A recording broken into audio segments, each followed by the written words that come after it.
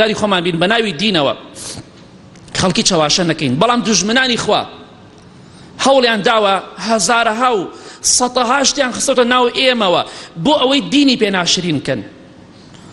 بۆیە ئەگەر کەسێک مەشروب بخوا، نوێژ نەکا، یا شێت بێ، یا پێی ئەڵێن مەلا یا پێی ئەڵێن حاجی، بۆ لەبەرەوە زەربە لە دینەکە بدەن. ئەوەی شێت بێ پێی ئەڵێن مەلا، بۆ هۆکارەکەی چییە؟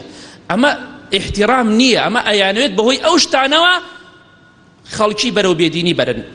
ئەو مامۆستای ئاینیانە کە بەڕێزن بێڕێزیان کرد ناو خەڵکیە، ئەوەی شێت بێ ناوی مەلایە، ئەوەی نوێژنەکەر بێ مەلایە یا حاجیە. خەڵکی وا هەیە ناو خۆماندا بە کەسانێک دەڵێ ڕئیسی وڵاتە غەربیەکان دەڵێ حاجی فڵان، گوێمان لێ بۆ چەند جارێک نەعوذ بالله بە کابرایەکی گاور دەڵێ حاجی. ئەمە هۆکارەکە چییە؟ ئەیانەوێت بە ناوی هەندێک شتەوە خستیانتە ناو ئێمە و ئێمەش ئەوە نەبی ئاگاین، ئاگامان لە خۆمان نییە، دەیانەوێت حاجی و مەلا لای خەڵکی ناشرین کەن.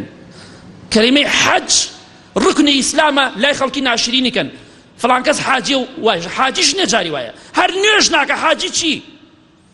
با لە خوا بترسین، بەس بە ناوی دینەوە خەڵکی دینەکەمان لەناو بەرێت. با لە خوا بترسین و زیکری خوا